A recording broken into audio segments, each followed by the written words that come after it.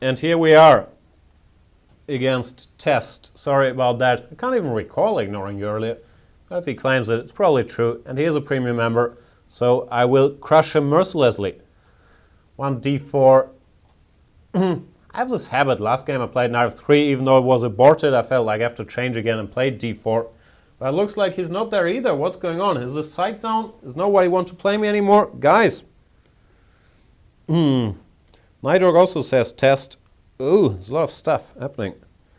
Deep Wall says, Jan, don't read my posts anymore. Okay, I promise. d4 e6, he learned from this game earlier where I did get crushed. c4, knight f6. I'll play knight c3, and my favorite line, the queen c2 Nimzo. Of course, gotta plug my video series here where I recommended this slightly offbeat move, knight to f3. And d5 is actually a good line. I think I mentioned that in there as well, that it's one of the replies that is a bit underestimated. I can't remember what I recommended. I think I recommended this line with bishop f4, which is a little less mainstream than the line with bishop g5. But after bishop g5, I think black is doing fine. So bishop f4, just like in the queen's gambit, I think is a very decent setup to play.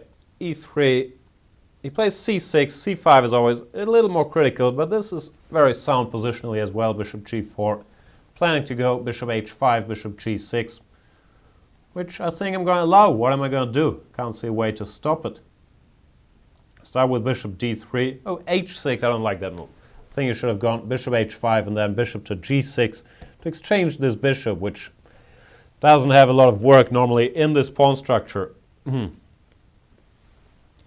now after h6, knight e5, I quite like my chances. h6 doesn't really fit in here, and especially it lost control over the g6 square, so you have to find another square for the bishop, which is not so easy.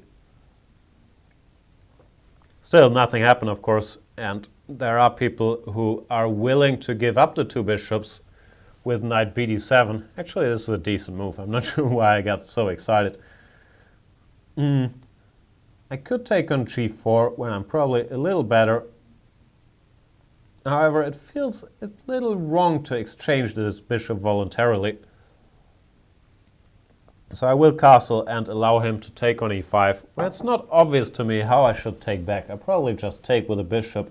de knight d7 is good in some positions, but here I'm not that impressed. Our Spanish friend Ernesto is saying, muy fuerte, Jan. Yeah, I'm glad you're having fun, Ernesto.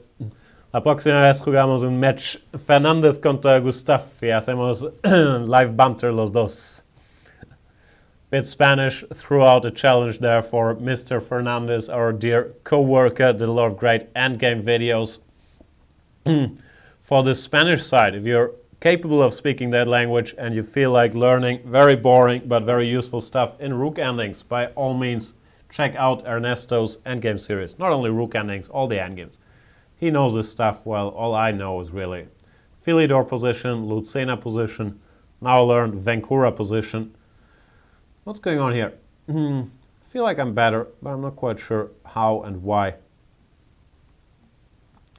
I'll keep playing as boringly as possible. Rook fb1, I want to leave this other rook on a1, so if it, let's say, takes rook b3 and goes b5 or b6, I have a4, a5. Strikes me as useful.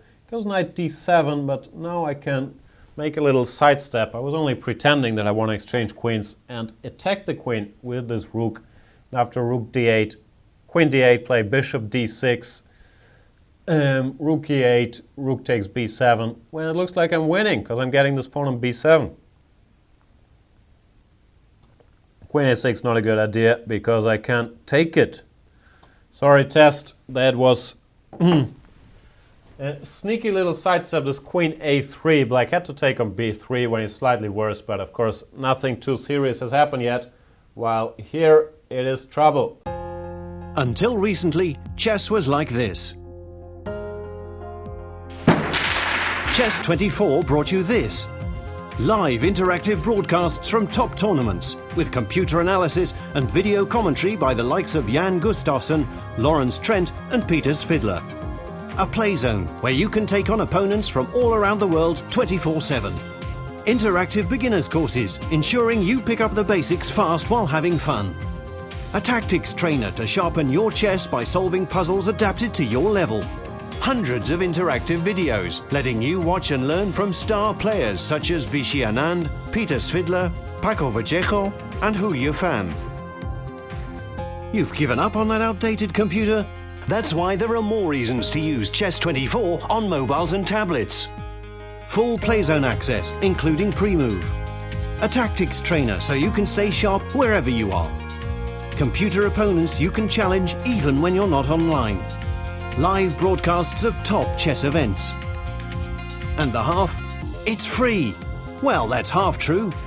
Most features are free, but limited for registered members. For a mere €99 per year, however, you can step up to premium membership and gain unlimited access to our video library. That and much more. See you at chess24.com.